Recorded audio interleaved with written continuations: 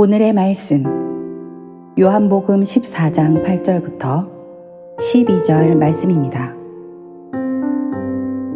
빌립이 이르되 주여 아버지를 우리에게 보여주옵소서. 그리하면 족하겠나이다. 예수께서 이르시되 빌립아 내가 이렇게 오래 너희와 함께 있으되 내가 나를 알지 못하느냐. 나를 본 자는 아버지를 보았거늘 어찌하여 아버지를 보이라 하느냐. 내가 아버지 안에 거하고 아버지는 내 안에 계신 것을 내가 믿지 아니하느냐.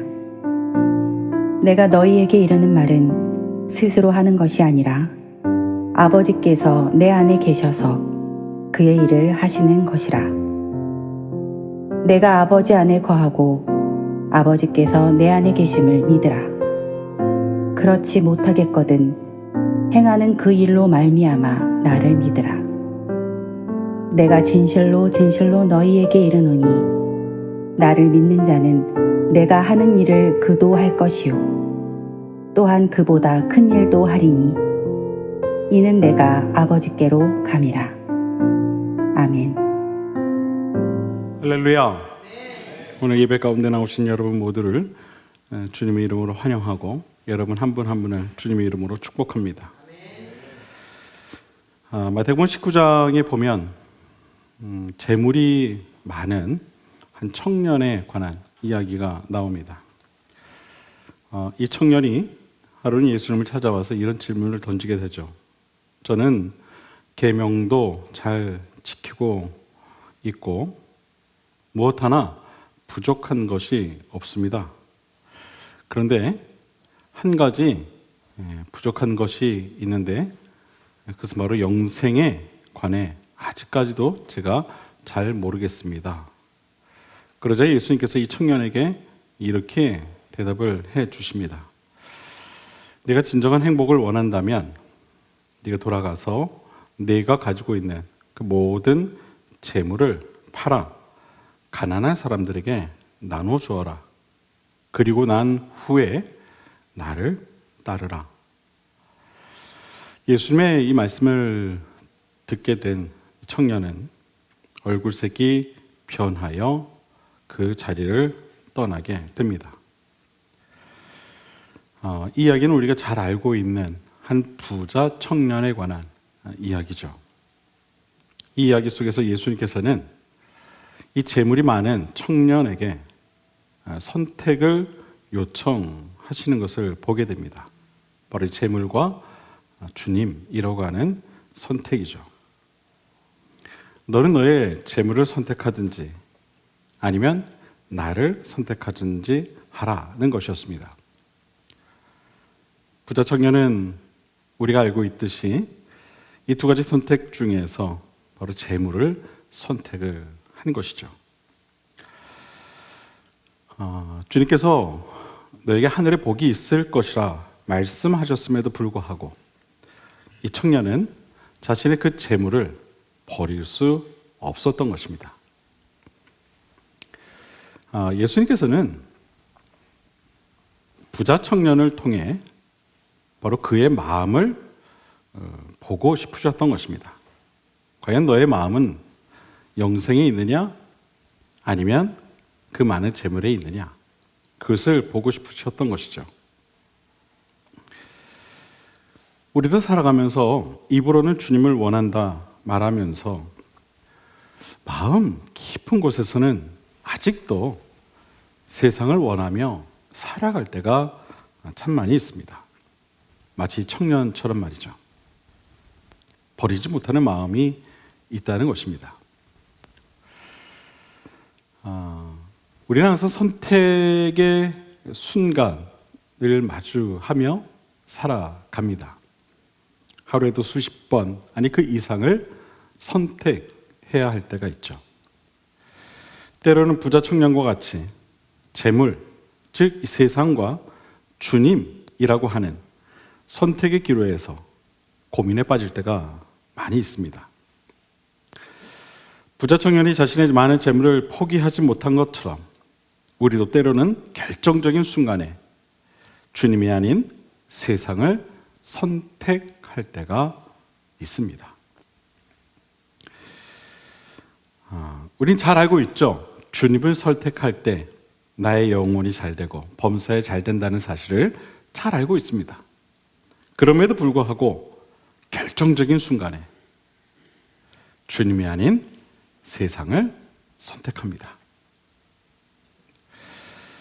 이 부자 청년과 우리가 다른 것이 무엇이 있을까요?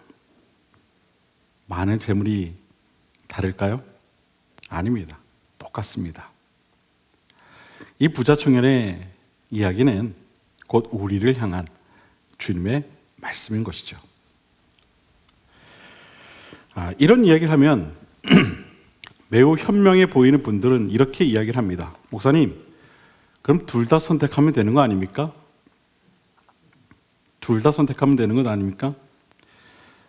굉장히 합리적이죠. 굉장히 지혜로운 말 같기도 합니다.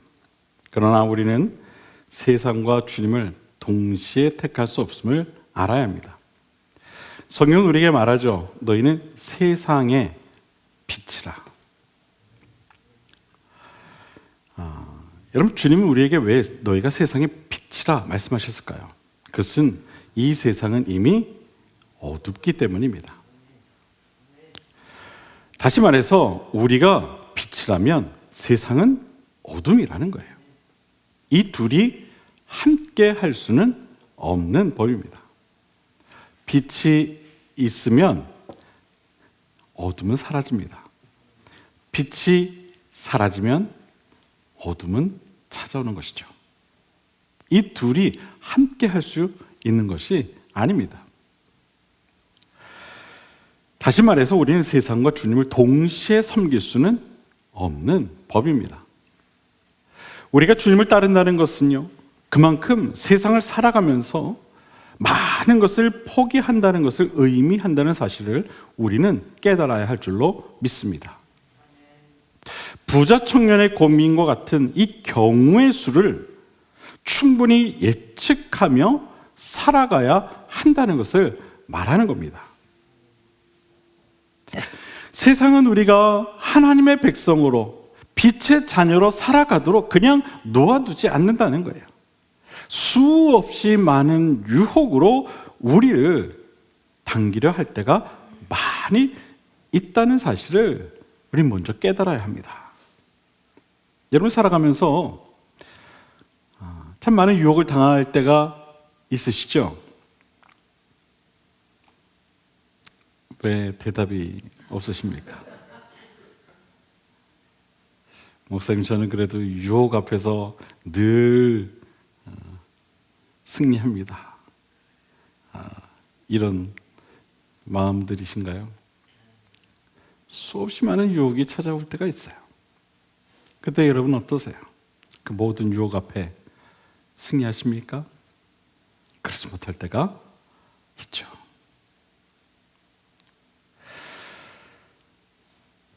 사랑하는 여러분, 여러분 지난 한 주간 살아오면서 주님을 위해 얼마나 많은 포기를 하며 살아오셨습니까? 세상의 것들을 얼마나 많이 내려놓으려 노력하셨습니까? 혹 세상이 아닌 주님을 더 많이 포기하지는 않으셨습니까? 우린 매번의 선택의 자리에서 고민해야 합니다. 그리고 기도해야 합니다. 이 선택이 과연 주님을 위한 선택인가를 계속하여 우린 생각할 필요가 있는 것입니다. 그리고 순간순간마다 주님이 원하시는 것이 무엇인지를 깨달아야 합니다.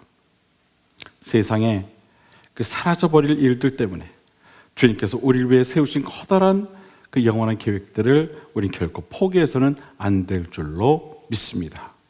주님의 선한 일을 위해 세상의 그 작은 것들을 포기할 줄 아는 지혜가 우리에게 있어야 할 줄로 믿습니다. 바라기는 저와 여러분 모두에게 이러한 지혜가 함께 하시기를 먼저 주님의 이름으로 간절히 축원을 드립니다. 우리 옆에 분들과 이렇게 인사하며 함께 축복하도록 하겠습니다. 하나님의 선한 일들을 선택하시기 바랍니다. 할렐루야. 이 시간엔 다시 한번 옆에 있는 분들을 이렇게 축복했으면 좋겠습니다. 성령 충만하시기 바랍니다.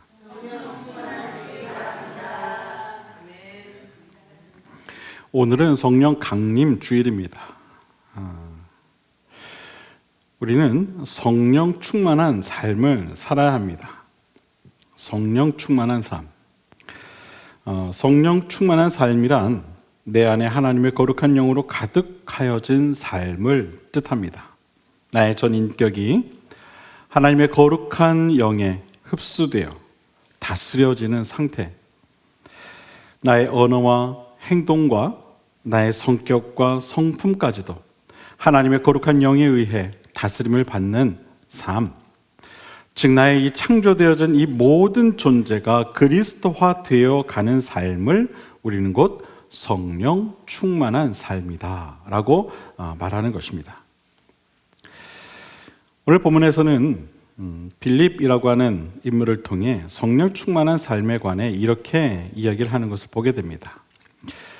예수님께서 살아계신 하나님의 아들이 되시며 모든 인류의 그리스도가 되심을 믿는 자, 그가 곧 성령 충만한 자라는 것이죠.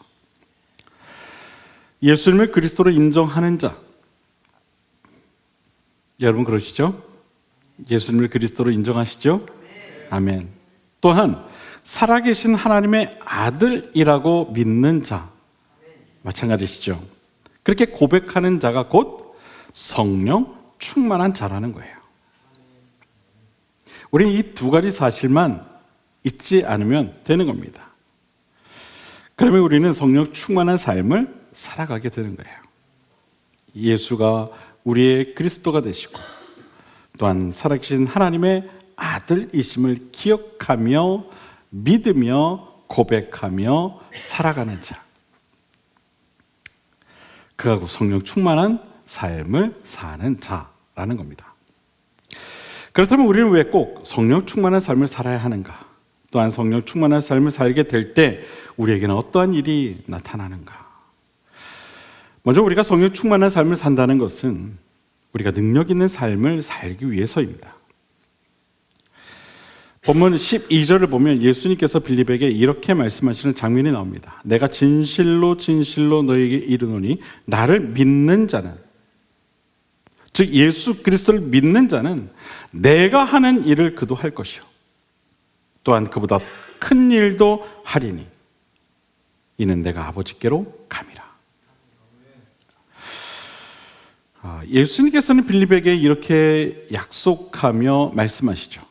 나를 믿는 자, 그가 내가 하는 일을 할 것이요 또한 그보다 큰 일도 할 것이다. 저는 이 말씀이 우리 모두에게 주신 약속의 말씀인 줄로 믿습니다. 우리는 이러한 믿는 자가 되어야 된다는 거예요. 그래서 우리에게 지금 말씀하고 있는 겁니다. 또한 이것이 바로 우리가 성령 충만한 삶을 살아야 하는 이유가 되는 말씀이기도 한 것입니다. 예수님께서 말씀하시며 약속하시기를 나를 믿는 자는 내가 하는 일을 그도 할 것이요 또한 그보다 더 큰 일도 할 것이다 라고 말씀하세요.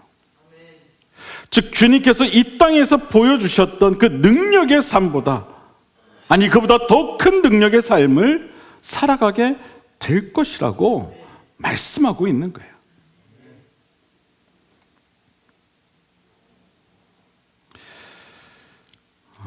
저는 여러분에게 이 말씀이 어떻게 다가오는지 궁금해요. 어떤 분들은 의심하며 이 말씀을 받아들이는 분들도 계실 거고, 어떤 분들은 매우 흥미롭게, 매우 흥분하며 이 말씀을 받아들일 분들도 분명히 계실 것 같아요. 진짜? 진짜? 내가 주님과 같은 삶을 살 수 있다고? 아니 그보다 더 큰 능력의 삶을 살 수 있다고? 정말이야? 이렇게 받아들이는 분들도 분명히 계실 것 같아요. 여러분 이 말씀은 잘 생각해 보십시오. 무척 신선한 충격이 되는 그런 말씀 같지 않습니까?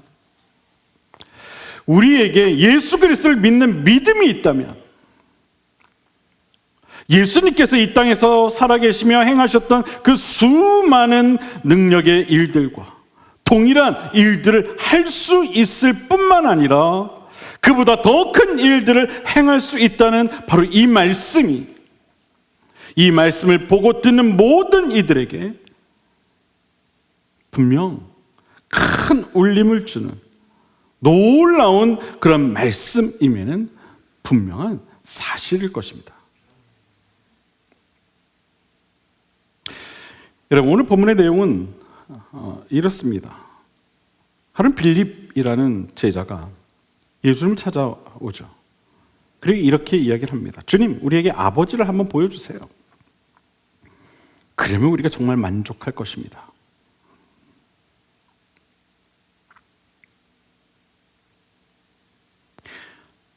선생님이 학생한테 부모님 불러오라는 것도 아니고,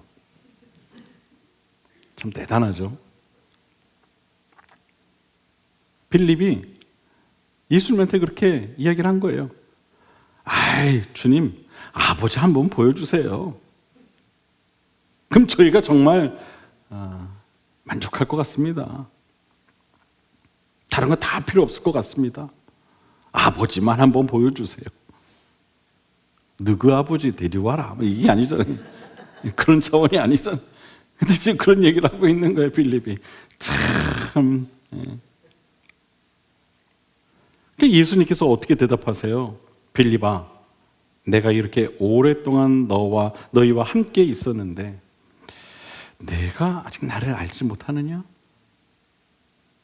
나를 본 자는 아버지를 본 것이다. 어찌하여 나에게 아버지를 보여달라 하느냐? 그렇게 말씀하세요.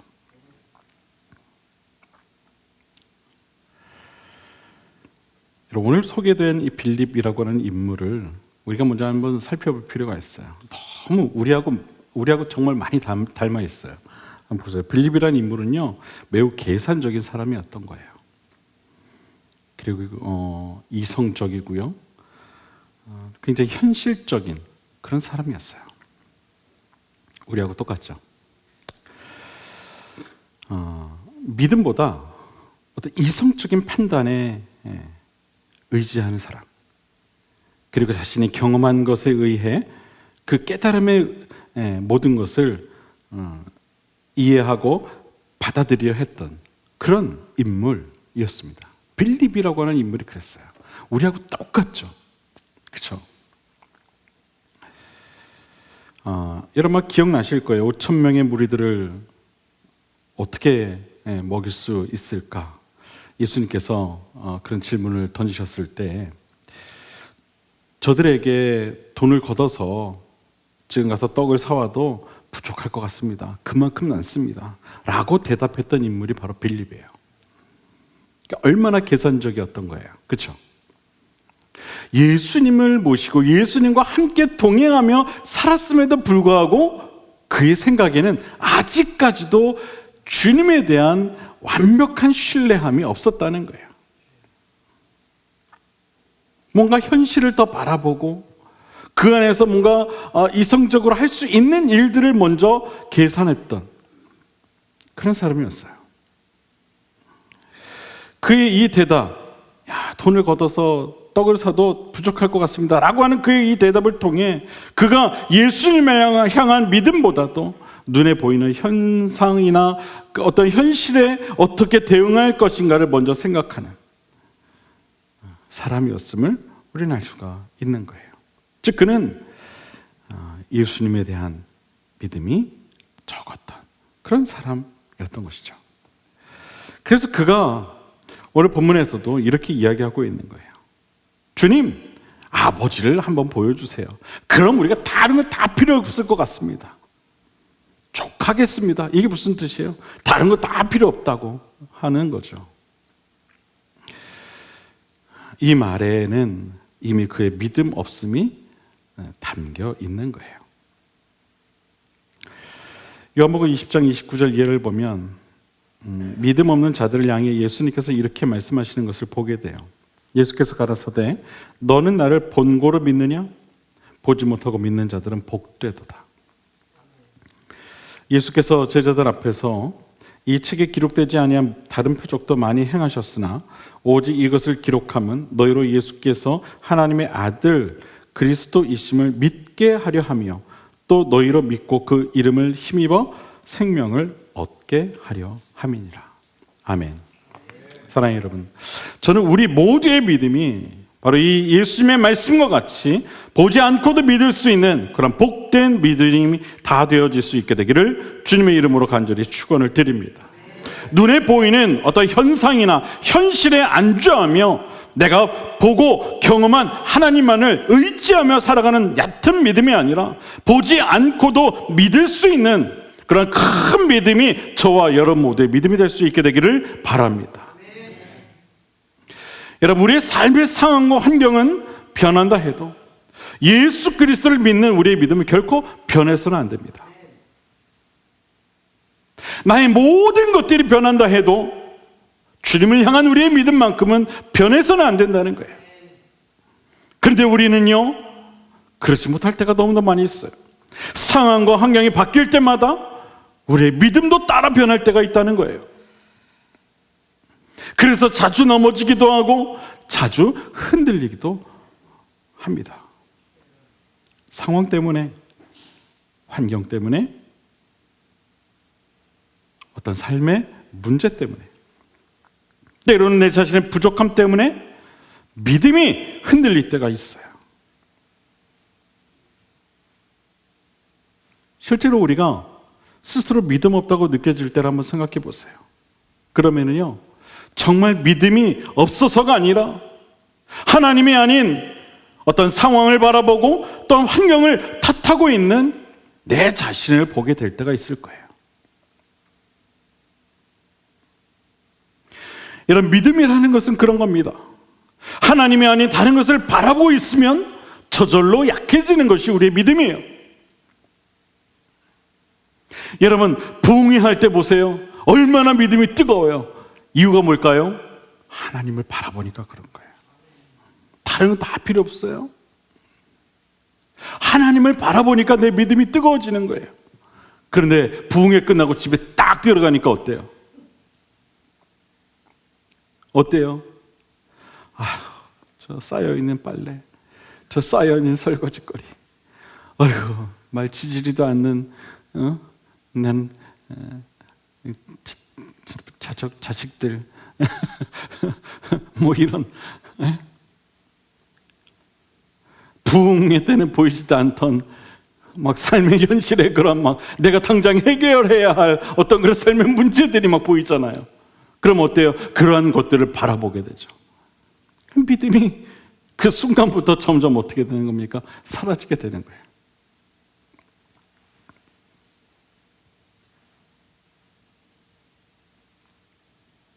믿음은 그런 겁니다. 하나님이 아닌 다른 것을 바라보면 저절로 사라지는 거야. 그게 우리 믿음이에요. 그래서 우리의 영적인 시선을 어디에 두느냐, 그것이 중요한 거예요. 왜 주님께서 제자들에게 깨어 있어야 한다? 왜 그런 말씀을 하셨을까요? 왜 계속해서 들으라, 들으라, 들으라, 왜 그렇게 말씀하셨을까요? 아니, 귀가 닫혀 있었던 것도 아닌데 왜 그렇게 들으라, 들으라 하셨을까요? 제발 좀 들을 귀를 가지라는 거죠. 깨어 있으라는 거예요. 나를 좀 집중하라는 거예요. 부자 청년이 재물이냐 나냐 라고 하는 예수님의 질문을 받았을 때 그의 시선이 예수님이 아닌 재물로 향하게 되자 그의 낯빛이 변하였다. 성경은 말하고 있어요. 세상은 그런 거예요. 여러분, 재물이 많으면 뭐합니까? 근심이 있는데. 마찬가지라는 거예요. 우리의 영적인 시선이 어디를 향해 있느냐에 따라 우리의 삶의 모습은 달라진다는 거예요.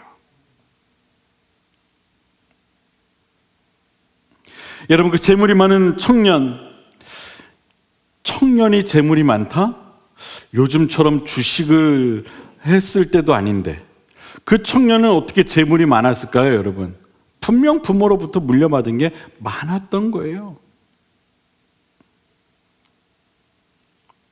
자기가 수고하고 땀 흘려 얻은 재물이 아니었던 거죠. 태어나 보니 아빠가 부자였던 거예요. 일하지 않아도 넉넉히 먹고 살 만한 그런 재물이 있었던 거예요.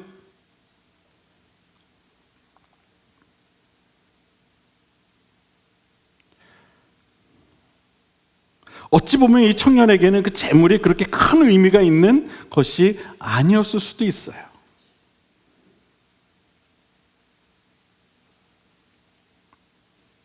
그런데 그는 예수님의 그 선택의 기로에서 그 질문에 결국 재물을 선택을 하고 만 거예요.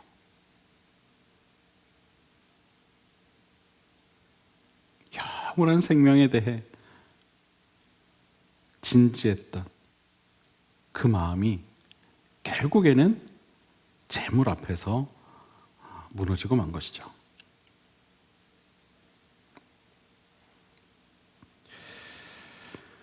우리의 영적인 시선을 어디에 두느냐? 저는 여러분이 어떤 상황과 환경 속에서도 여러분의 그 시선이 항상 주님을 향해 있을 수 있게 되기를 바랍니다. 하나님을 향하셔야 돼요. 여러분의 마음이 항상 하나님을 향할 수 있도록 해야 돼요. 성경은 우리에게 말해요. 진실로 진실로 너희에게 이르노니 나를 믿는 자는 내가 하는 일을 그도 할 것이요 또한 그보다 큰 일도 할 것이다. 우리에게 그러한 믿음이 있을 때 하나님이 우리에게 행하셨던 그 능력의 일들을 또한 우리 또한 할 수 있게 될 뿐만 아니라 그보다 더 큰 선하고 영향력 있는 일들을 하게 된다는 것입니다. 우리 시선이 주님을 향해 있을 때, 여러분, 우리가 믿는 예수님은 세상에 그 무엇과도 대신할 수 없는 분이십니다. 세상 무엇과도 바꿀 수 없는 크고도 위대하신 분이십니다. 죽은 자를 살리시고 병든 자를 고쳐주시고 상처받은 자들을 위로하시고 모든 인류를 구원하신 구원자가 되시는 분이십니다. 그러한 예수님께서 우리에게 지금 약속하며 말씀하고 있는 거예요. 나를 믿는 자는 내가 하는 일을 그도 할 것이요 또한 그보다 큰 일도 할 것이다. 여러분, 우리의 믿음은 이런 능력의 말씀을 약속하신 예수님을 믿는 믿음인 것입니다. 모든 이름 위에 가장 뛰어난 능력의 이름인 예수 그리스도를 따르는 믿음인 것입니다. 그러한 예수님께서 우리에게 이러한 믿음이 있을 때에 우리가 예수님께서 하셨던 일들을 행하게 될 것이고 또한 그보다 더 큰 일도 하게 될 것이라고 약속하며 말씀하고 있는 것입니다. 바라기는 여러분 모두에게 능력의 이름인 예수 그리스도를 믿는 믿음이 있게 되기를 주님의 이름으로 간절히 축원을 드립니다. 그러한 능력의 믿음으로 늘 성령 충만한 삶을 살아가실 수 있게 되기를 다시 한번 주님의 이름으로 축원을 드립니다. 그리고 두 번째, 우리가 성령 충만한 삶을 산다는 것은 주님과 늘 동행하는 삶을 살아간다는 것을 말합니다. 우리가 주님과 동행한다는 것은 곧 예수님의 생각과 예수님의 행동과 예수님의 그 행동 방식을 따른다는 것을 말하는 것입니다. 하나님의 임재 연습이라는 책에 보면 이런 글이 있어요. 우리는 항상 언제나 끊임없이 하나님을 갈망해야 한다. 그것은 우리가 살아가는 데 필요한 공기와 같은 것이다. 공기는 우리 눈에 보이지는 않지만 공기가 없으면 우리는 곧 죽게 될 것이다. 하나님도 우리 눈에는 보이지 않는다. 그러나 그분이 없으면 우리는 곧 죽게 된다. 하나님은 우리가 살아가는 데 필요한 공기와도 같은 존재이다. 그러므로 우리는 항상 언제나 끊임없이 하나님을 갈망해야 하는 것이다. 이 글이 의미하는 것이 무엇일까요? 그것은 곧 우리는 항상 하나님과 동행하는 삶을 살아갈 수밖에 없다는 거예요. 그렇게 하지 못하면 우리는 살 수 없다는 거예요. 여러분, 공기 없이 살 수 있는 사람 있을까요?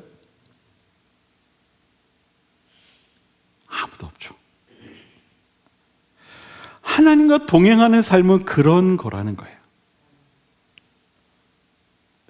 하나님과의 동행이야말로 공기와 같이 우리가 살아있기 위해 반드시 필요한 것이라는 거예요. 하나님과의 동행. 유아 웨슬리 목사님께서 이런 말씀을 하신 적이 있어요. 가장 최선의 것은 하나님께서 나와 함께 하시는 것이다. 가장 최선의 것. 오늘이 웨슬리 회심 주일이기도 합니다. 이 말도 같은 의미죠. 여러분, 과거도 아니고요, 미래도 아니고요, 지금 이 순간 하나님께서 나와 함께 하심을 믿고 의지하는 것, 그것이 내 삶의 가장 최선이라는 거예요. 지금 이 순간 하나님과 함께 하는 것.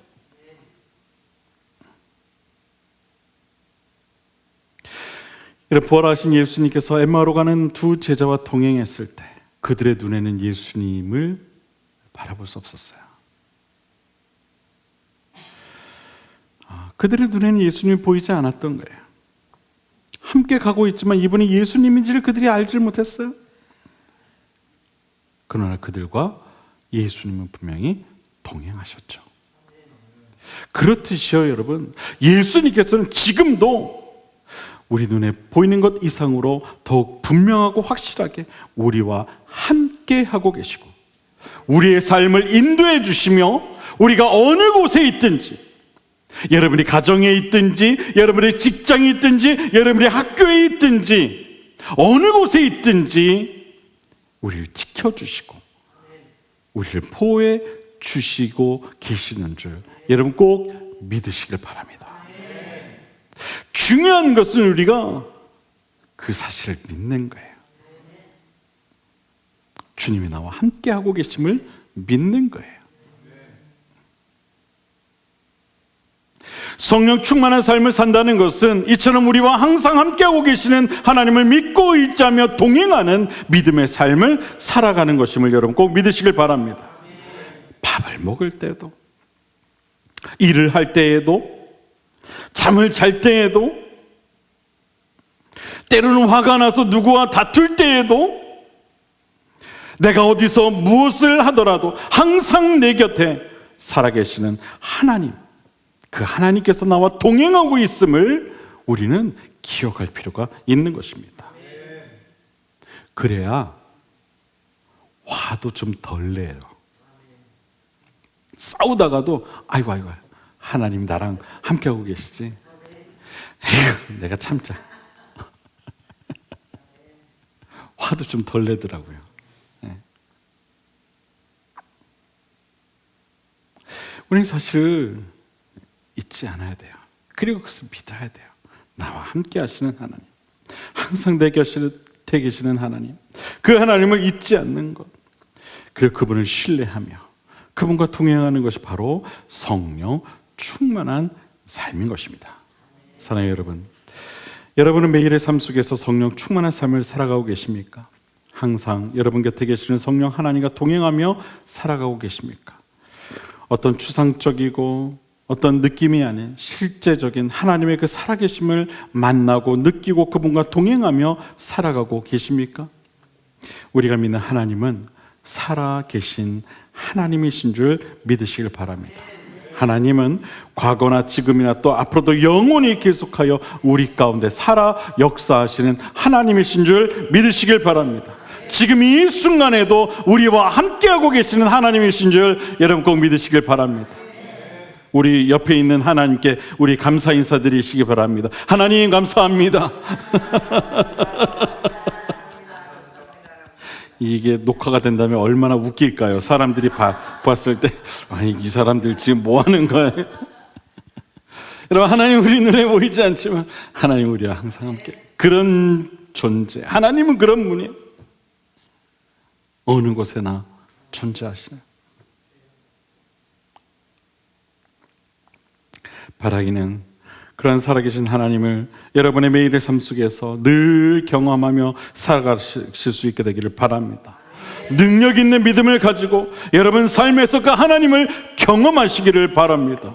어떠한 상황과 환경 속에서도 여러분을 도우시고 여러분을 일으켜 세워주시고 여러분과 함께하고 계시는 그 하나님을 꼭 만나시게 되기를 주님의 이름으로 간절히 축원을 드립니다. 성령 충만한 삶이란 바로 이런 삶을 말하는 거예요. 그저 생각만 하고 있는 것이 아니에요. 어떤 성경책 속에서만 만나는 것이 아니에요. 실제로 나의 삶 속에서 살아계신 하나님을, 나의 삶에서 역사하시는 그 하나님을 만나는 거예요. 그게 성령 충만한 삶인 거예요. 하나님의 행하시는 그 놀라운 일들을 경험하는 것, 그것이 성령 충만한 삶이에요. 사랑하는 여러분, 항상 성령 충만하시길 바랍니다. 능력 있는 믿음이 되시길 바랍니다. 오늘 주신 약속의 말씀처럼 주님의 행하신 일들을 행하는 그 믿음, 또한 그보다 더 큰 일들을 행하는 믿음이 저와 여러분 모두의 믿음이 될 수 있게 되기를 주님의 이름으로 간절히 축원을 드립니다. 주님은 분명히 말씀하고 계세요. 내가 행한 일을 너희가 하게 될 것이다. 아니, 그보다 더 큰 일을 하게 될 것이다. 누구에게 그런 일이 일어난다는 거예요? 믿는 자에게. 믿는 자에게.